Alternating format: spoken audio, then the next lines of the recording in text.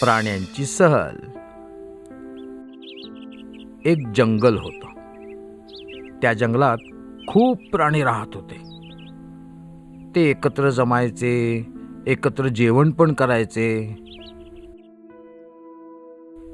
एकदा माकडाला वाटलं, आपण सारखे सारखे जंगलातच फिरतो. ती माणसं कशी शहरात राहतात आणि मोटारीतनं गाडीतनं जंगलात जातात, तसं आपण करूया. आपण जंगलातून शहरात सहलीला जाऊया, बागेत जाऊन येऊया. त्यानं हा बेत सर्वांना सांगितला आणि गंमत सगळ्यांना पसंत पडला. पण सिंहाला जाऊन कोणी सांगायचं? त्याची परवानगी हवीच. कोणीच तयार होईना. मग माकड म्हणालं, आपला कोल्होबा हुशार आहे, तो हे काम बरोबर करेल. काय कोल्होबा? त्यानं कोल्होबाला सांगताच तो तयारही झाला. दुपारी तो सिंहाकडे निघाला. तिथं गेला तर सिंह झोपलेला. त्याला मनातून बरं वाटलं. मग त्याने एक युक्ती केली. त्यानं सिंहीणताईला सांगायचं ठरवलं. आणि गंमत म्हणजे सहलीचा बेत सिंहीणताईलाही आवडला आणि तिनं लगेच सिंहाला उठवून त्याला सांगितलं. पण सिंहही खुश झाला आणि त्यानं सहलीला जायला परवानगी दिली. दुसरे दिवशी एकत्र जमायचं ठरलं. तिथं गेल्यावर काय काय करायचं ते पण त्यांनी सिंहाला सांगितलं.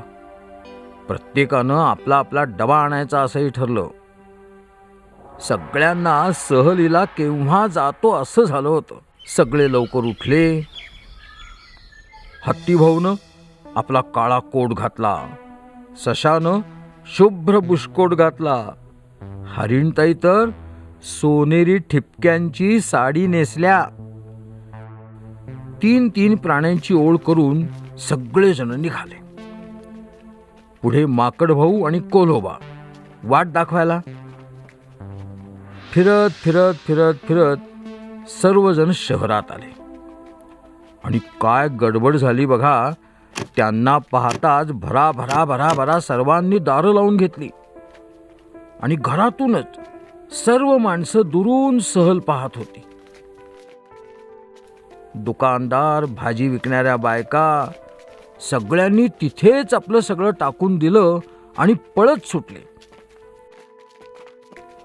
काही जणांना भाजीची चव बघायला मोह होत होता. पण सिंह ओरडेल या भीतीनं कोणीही ओळीतून बाहेर येत नव्हतं. शेवटी सर्वजण बागेपाशी आले आणि त्यांना पाहताच भेळवाले, फळवाले सगळेजण पळत सुटले. पण हत्तीदादानं सगळी गाडीच उचलून बागेत नेऊन ठेवली. सर्वांना भूक लागली होती. हात धुवून डबे काढले. सशानी गाजर आणि काकडी आणली होती.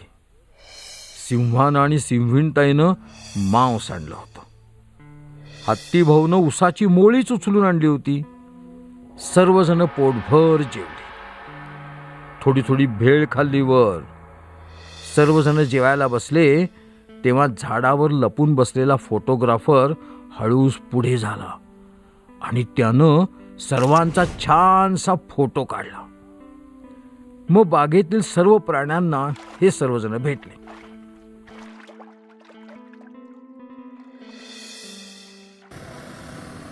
नंतर बागेतील फुलराणी त्यांनी पाहिली. ससा, हरिण, कोल्हे हे सर्वजण बसले डब्यात. आणि गाडी चालवणारा हे सगळं बघून घाबरून पळून गेला होता. पण मग काय, अस्वल भाऊ पुढे झाले आणि त्यांनी गाडी चालवायला सुरुवात केली. 2-3 चक्रा मारून झाल्यावर सगळेजण मग घसरगुंडी, झोपाळा यावर बसले. पण हत्तीला काही वर चढता येईना. बिचारा हत्ती. एकूण काय, सहल मस्त झाली. सर्वजण ओळीतून परत आपल्या घराकडे गेले आणि दरवर्षी अशी सहल काढायचीच असंही त्यांनी ठरवलं.